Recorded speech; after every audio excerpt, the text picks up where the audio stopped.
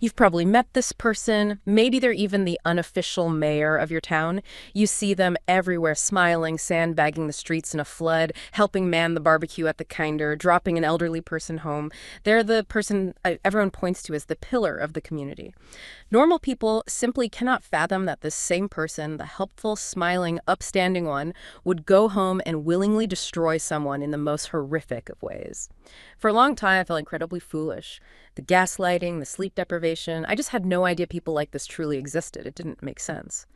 Then in a recent conversation, a police constable just flat out qualified it for me. He said, "You have to accept narcissists will always get away with it." That one sentence. That's the recurring theme. It's what keeps their cruelty behind closed doors and what isolates their victims.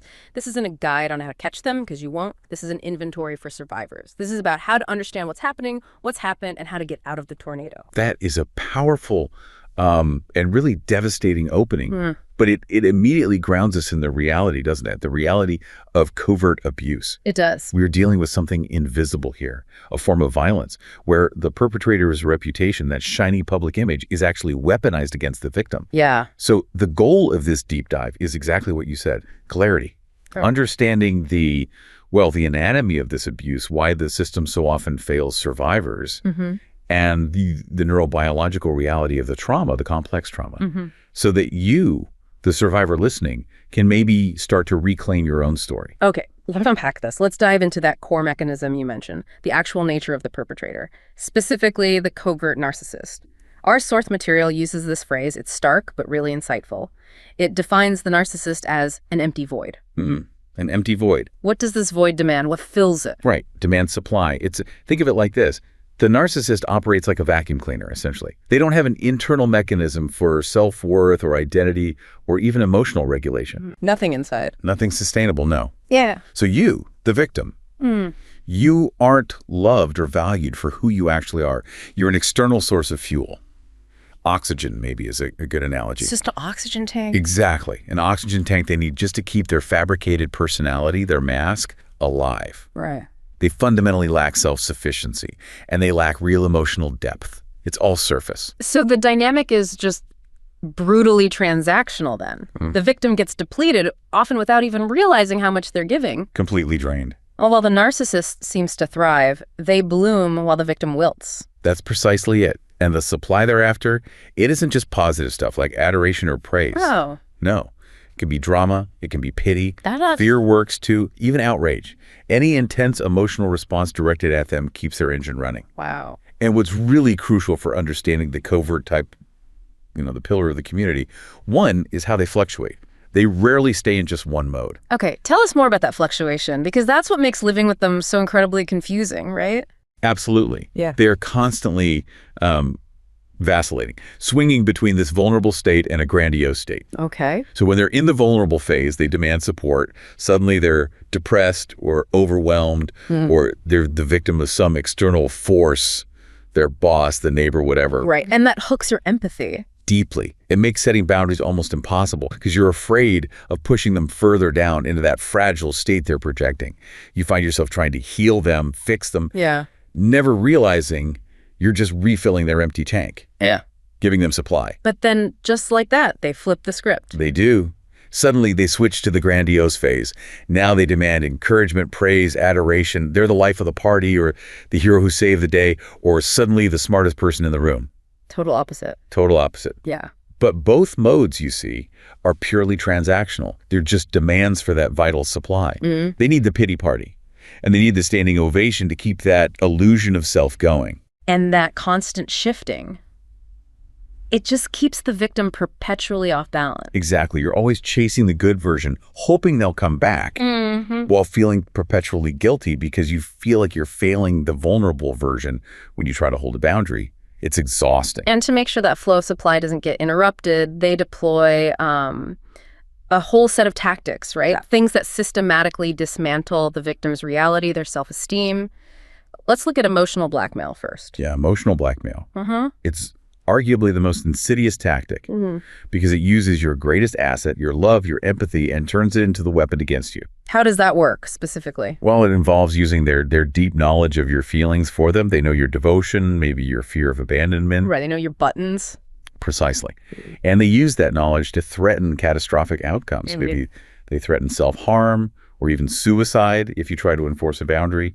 Or it could be the cold punishment, just withholding affection, stonewalling you until you comply with whatever they want. And if the victim tries to get some perspective, maybe seeks comfort or validation outside the relationship. Well, the narcissist immediately goes to work on isolation. They create that tight little circle, that us against the world mentality. Right. Keep them close. It's incredibly effective for control. They systematically sever the victim support system, driving wedges between the victim and their friends, their family, even colleagues sometimes. Why? What's the goal there? Total dependence.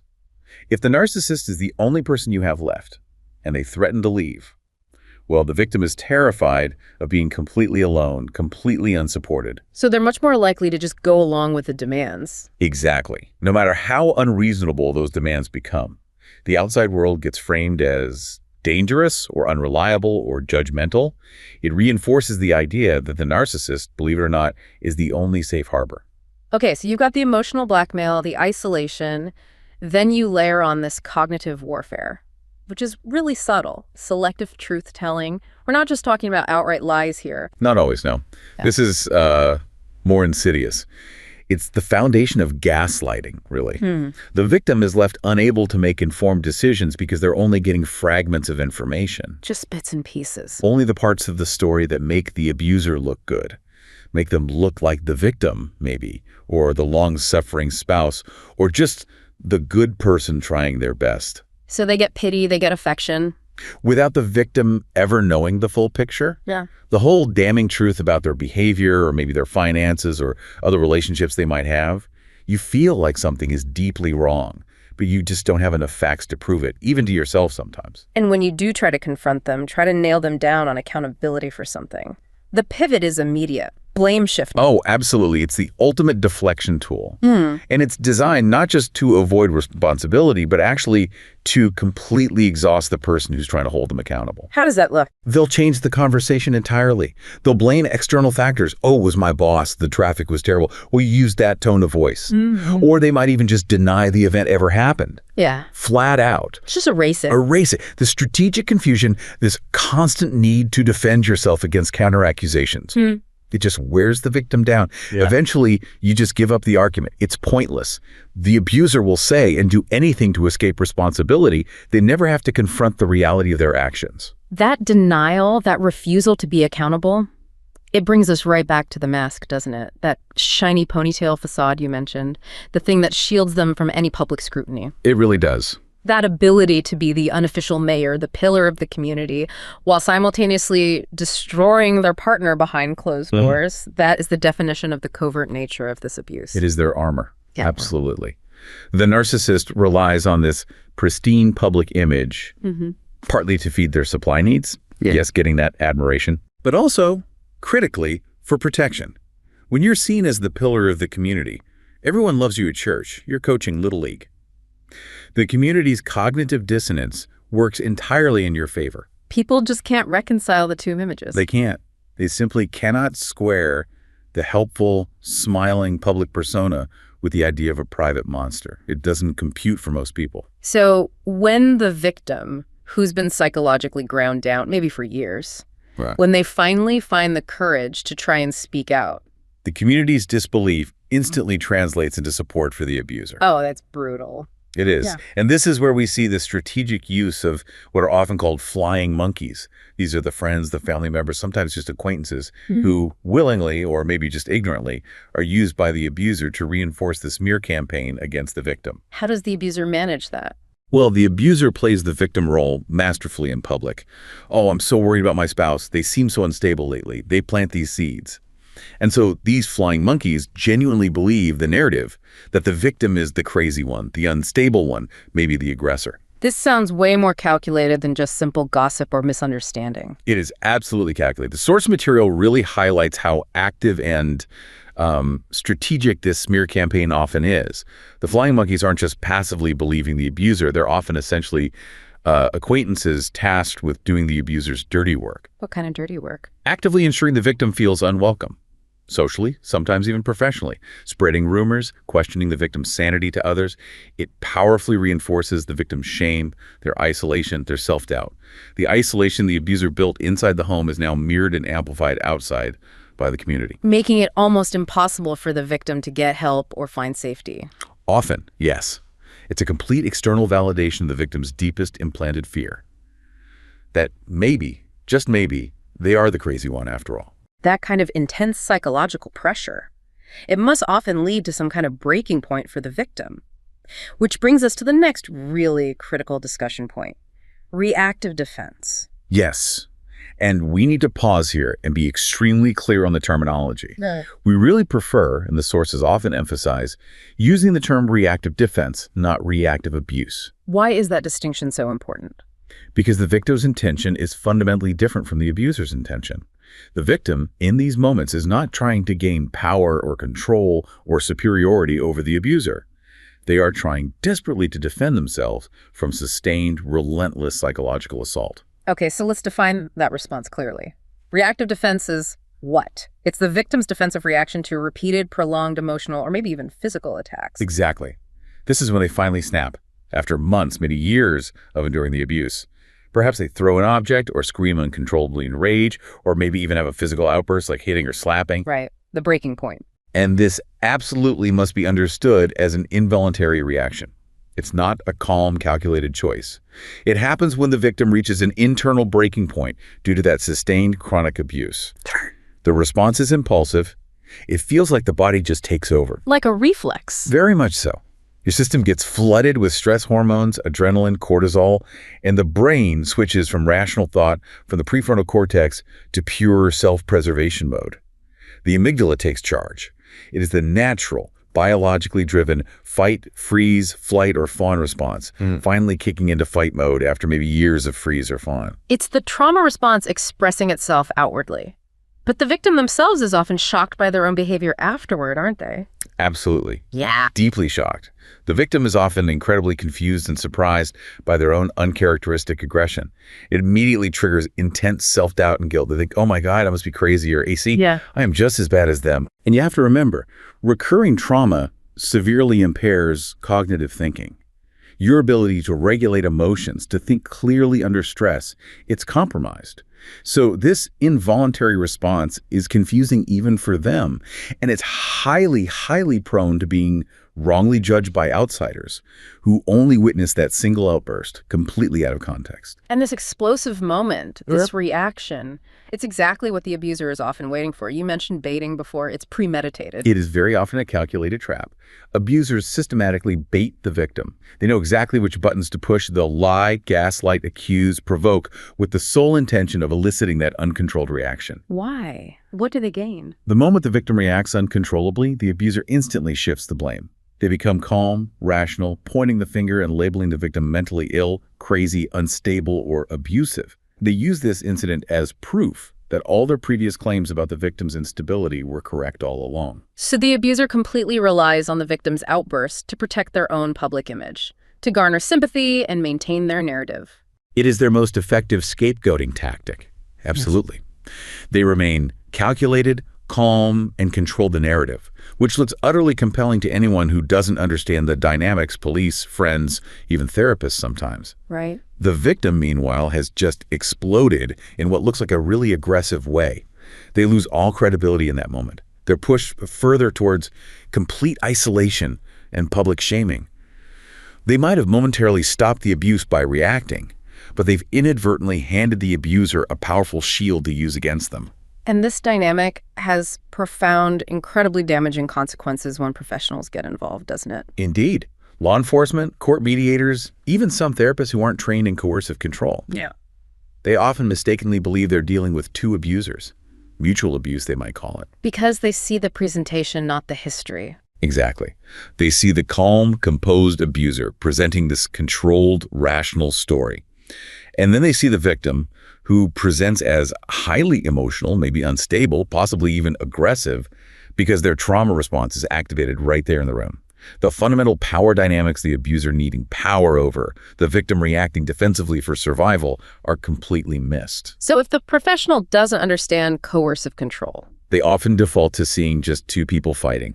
And in that scenario, the loudest or seemingly most aggressive person, which is often the reactively defending victim, appears to be the primary problem. And the most severe consequences of this misunderstanding, they play out tragically in the legal system, particularly in family court battles. Oh, absolutely tragically. The abuser weaponizes every single instance of reactive defense. That screaming fit, that plate that got thrown, they use it relentlessly in custody court to question the victim's credibility, their stability, their fundamental fitness as a parent. They might also use it to try and nullify financial claims, like spousal support, by painting the victim as the violent, unstable aggressor in the relationship. They leverage the victim's involuntary trauma response to destroy their future security, often using those same flying monkeys from earlier to testify about the victim's supposed instability. That inherent vulnerability within the legal system, it transitions us perfectly into our next focus, the systemic failures. Why the system itself often leads to secondary victimization for survivors trying to escape this kind of abuse. Yes, this is such a devastating chapter for so many survivors. We really have to investigate why, even when victims find the courage to leave, the system itself can sometimes continue the abuse, especially through legal channels. When we talk about domestic and family violence, or DFE, we're looking at a system that is still largely highly focused on physical injury. We read the story of Alex, for instance, a survivor trying to get a protective order against his former partner. He presented this mountain of documentation, stacks of screenshots, detailed timelines, therapist notes documenting profound psychological distress, coercive control. Overwhelming evidence. Right. Yet when he went to the police, the officer basically dismissed the whole file, qualified it as just a civil matter, or worse, simply a bad breakup. Alex's experience is, unfortunately, incredibly common. It perfectly illustrates the core issue. You can have verifiable, documented psychological harm, severe harm, but the legal frameworks are still primarily designed to look for the black eye or a broken bone. The visible wound. The visible wound. If the coercive control, the psychological destruction, doesn't leave physical bruises, the system has this massive legal blind spot. And law enforcement often has very limited training in these complex dynamics.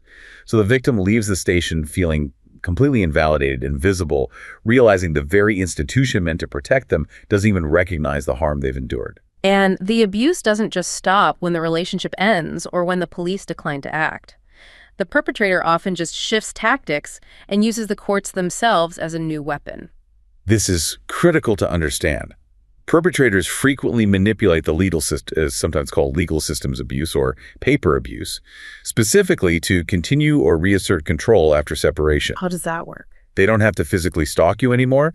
They can use relentless, unnecessary court filings, frivolous motions, endless subpoenas, dragging out procedural delays. That becomes their primary weapon. It's designed to drain the victim financially and emotionally, forcing them to remain engaged in the conflict, constantly reacting, preventing them from ever actually healing or moving on. And the system itself sometimes facilitates this through maybe poor professional training. Yes. Secondary re-victimization is rampant, particularly in the family court environment. This is often due to poor knowledge of DFE and a really limited understanding of coercive control tactics among many legal professionals that includes lawyers, mediators, sometimes even judges. So they treat it like a normal conflict. They often treat the case as a standard conflict between two basically equal parents who just disagree.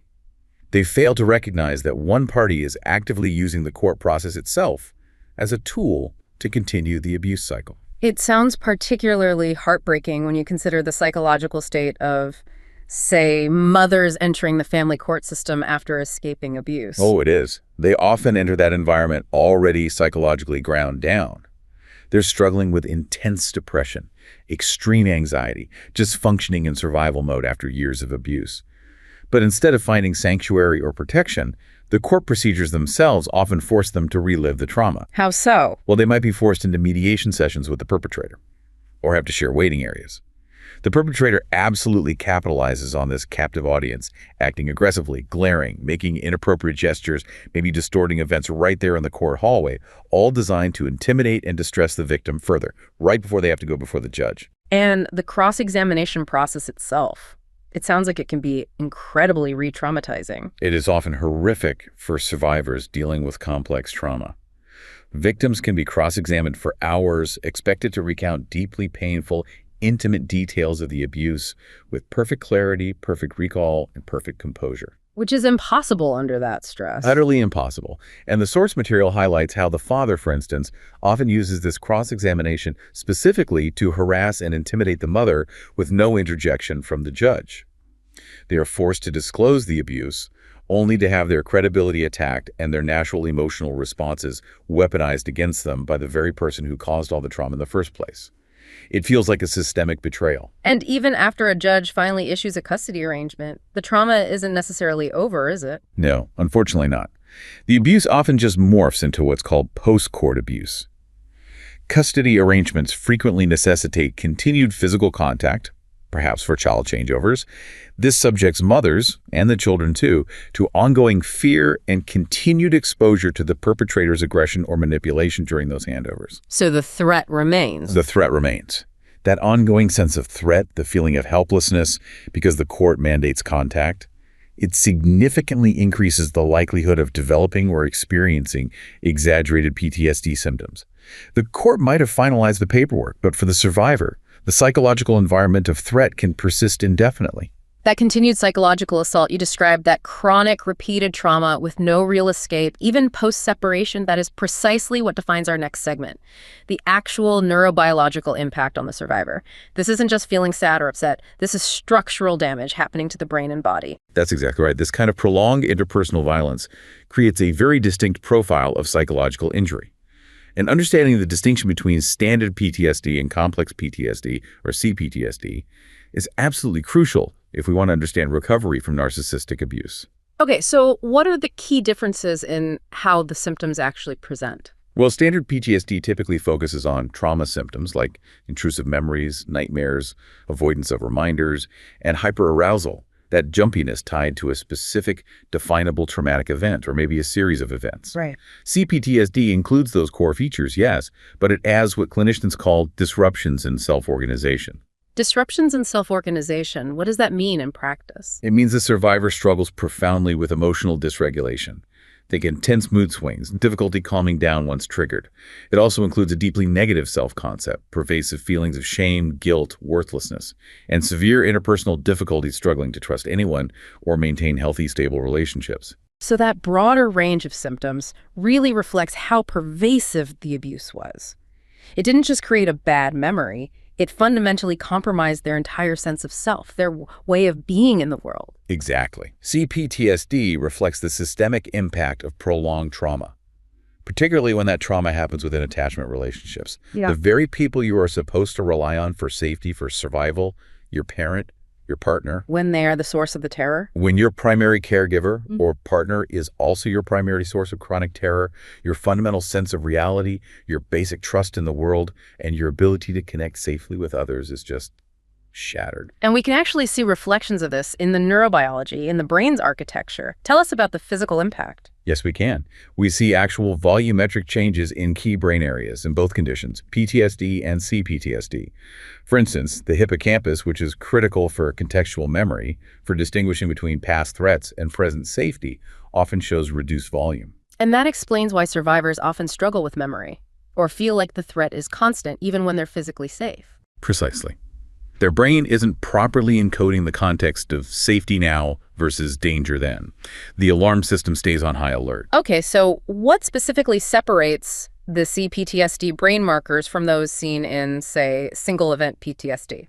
Well, while standard PTSD is often marked by heightened amygdala reactivity, that's the brain's fear center, firing intensely in response to perceived threat stimuli. The quick fear response. Right. CPTSD tends to reflect a more extensive and systemic disruption. Neuromarkers point towards widespread disruption of brain circuitry, affecting communication between different brain regions. We also see significant dysregulation of neurotransmitters. The brain's chemical messengers are out of balance. And crucially, there's evidence of hypothalamic pituitary adrenal HPA axis dysfunction. Okay, the HPA axis. Let's break that down a bit for the listener. Why does HPA axis dysfunction matter maybe years after the abuse is stopped? Right. The HPA axis is basically your body's central stress response system. It controls how your body reacts to perceived danger by releasing hormones like cortisol and adrenaline, fight or flight fuel. In CPTSD, resulting from chronic, inescapable high stress, that HPA axis gets completely overloaded and dysregulated. It's like the thermostat is broken. It might get permanently stuck in the on position, leading to constant hypervigilance, anxiety, insomnia, exhaustion, and even physical illness because of the chronic cortisol exposure. Or it can go the other way. Or it can eventually collapse into a state of chronic hyperarousal. This leads to numbing, dissociation, feeling disconnected, profound fatigue. This HPA dysfunction is why you often feel that constant overwhelming exhaustion, that inability to ever truly relax or feel safe, even years later. Your body is literally stuck in red alert mode or maybe shutdown mode, still believing the danger is immediate and present. That really validates the experience of survivors like Maya from the source material, who described her brain feeling like it had been hacked. Maya's description is perfect. It's a brilliant layman's term for understanding HPA axis dysfunction and that profound neurological dysregulation. She mentioned needing to consciously retrain her nervous system to understand that calm does not automatically signal the storm is coming. Because that was her experience in the abuse cycle. Exactly. Think about the cycle. Any moments of apparent calm or peace were often just a tense prelude to the next massive devaluation, rage, or outburst. Her brain became conditioned, hardwired, to view safety itself as the most dangerous predictor of impending threat. Recovery has to address this deep physical conditioning. It's not just in the mind. So if the injury goes this deep, if it's neurobiological, then standard talk therapy like CBT probably isn't going to be sufficient on its own for CPTSD, is it? Generally, no. While cognitive behavioral therapy, CBT, or eye movement desensitization and reprocessing, EMDR, can certainly be beneficial, especially for processing specific traumatic memories. CPTSD typically requires far more long-term, intensive, and multifaceted support. Treatment needs to address the core trauma alongside the common co-occurring issues like chronic depression, dissociation, difficulties with relationships, maybe substance use disorders, which often develop as desperate coping mechanisms to try and manage the overwhelming internal dysregulation. So this brings us to the need for a more integrated healing approach. We can't just treat the mind in isolation. We have to treat the whole person. Absolutely. The research and clinical experience strongly push towards holistic approaches, ones that acknowledge the intrinsic interconnection between the psychological and the physiological dimensions. Treatment really must address the whole person, mind, body, spirit, and relational systems. What does that look like in practice? It means combining trauma-focused psychotherapy with somatic therapies, things that work directly with the body to help regulate the nervous system, like sensor-motor psychotherapy or somatic experiencing. It might involve nutritional support, specific physical movement practices, anything that helps calm that hypervigilant nervous system and discharge stored trauma energy from the body. We have to move away from fragmented treatments and towards acknowledging the full complex scope of this type of trauma. And you mentioned spirit. When trauma happens in those core attachment relationships, it strikes right at the spiritual core, doesn't it? Your ability to trust, to find meaning. Oh, profoundly. When the people who are supposed to love and protect you are the very source of your pain and terror, it severely compromises your fundamental trust. Trust in others, yes, but perhaps more importantly, trust in your own judgment, your own perceptions. Right. Healing from CPTSD often requires addressing these deep spiritual wounds, finding ways to reconnect with a sense of meaning, purpose, and safety in the world. Interestingly, the therapeutic relationship itself can sometimes become a kind of spiritual vehicle. How so? By offering potentially the first truly safe, consistent, non-judgmental relationship the survivor has experienced. It becomes a space for rebuilding trust, first in the therapist, then, hopefully, slowly, in oneself. It fosters self-compassion and ultimately helps in reclaiming that lost sense of self-worth.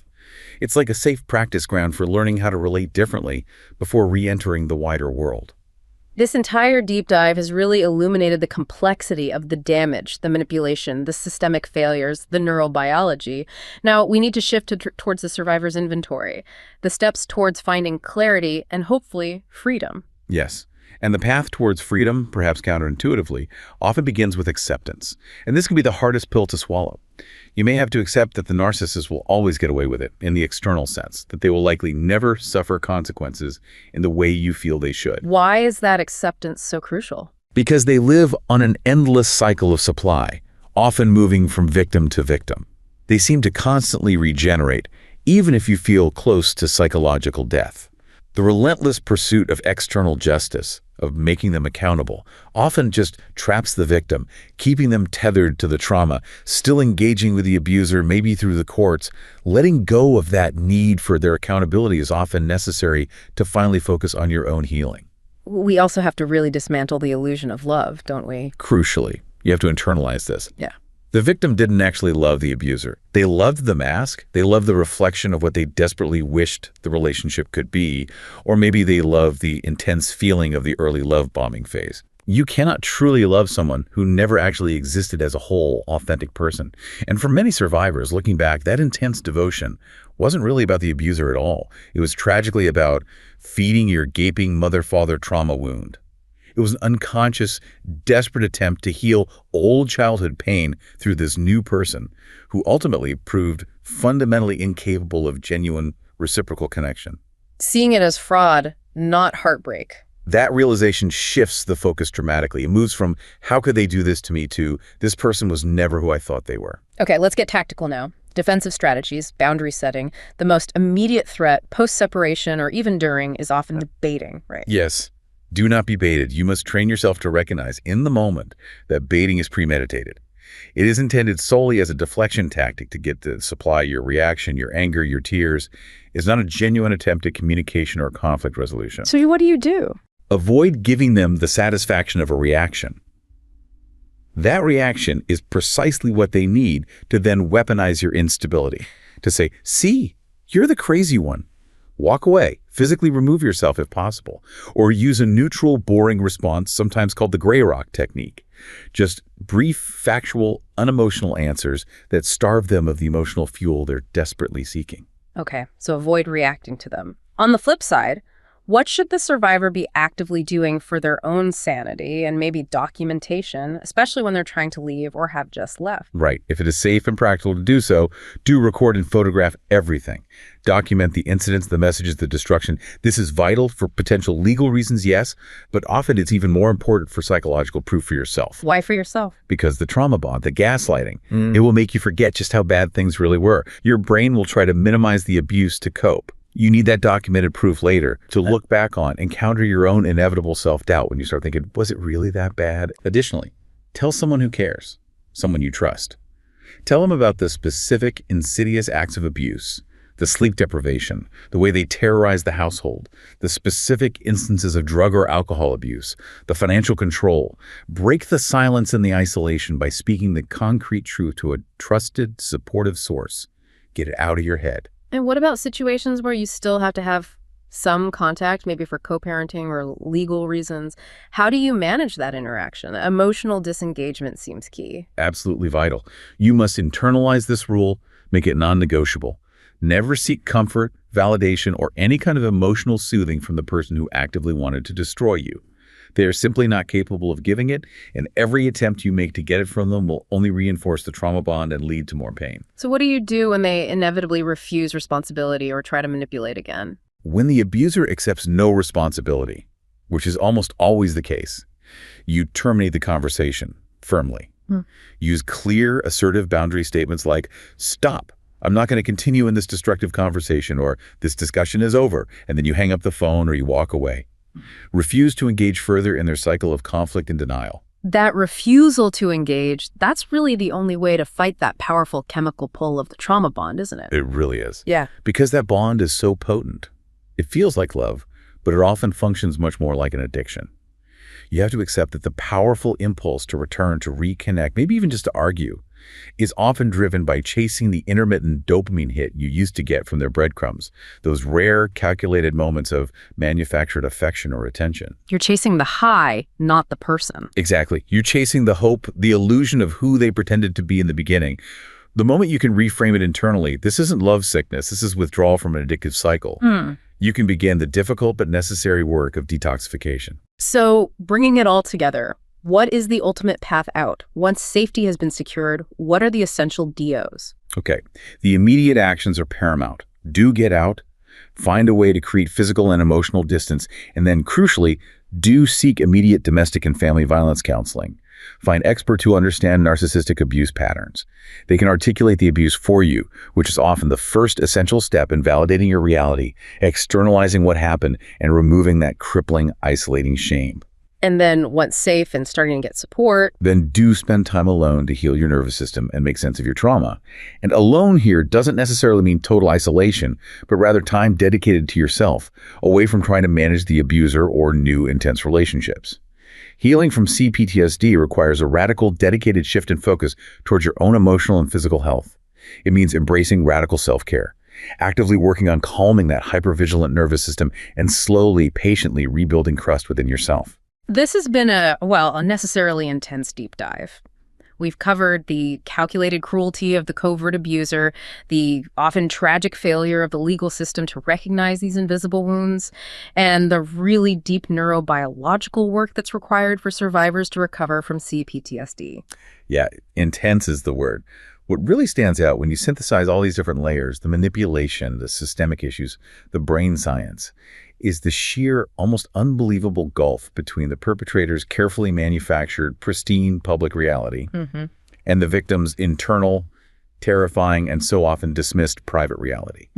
The system, as it currently stands in many places, seems almost designed to reward the mask, not the truth revealed from behind it. And because the system often rewards that mask, it feels like the ultimate fight for the survivor isn't external anymore. It's almost entirely internal. The fight for justice, as that police constable bluntly put it, is often secondary, maybe even irrelevant compared to the fight for your own personal reality. That's a powerful way to put it. It seems the ultimate act of resistance, the ultimate win, is not about catching the covert narcissist, because as we've discussed, you probably won't. It's about consistently, day by day, reclaiming the self-worth, the trust in your own perception, and the fundamental sanity that they systematically tried and failed to destroy.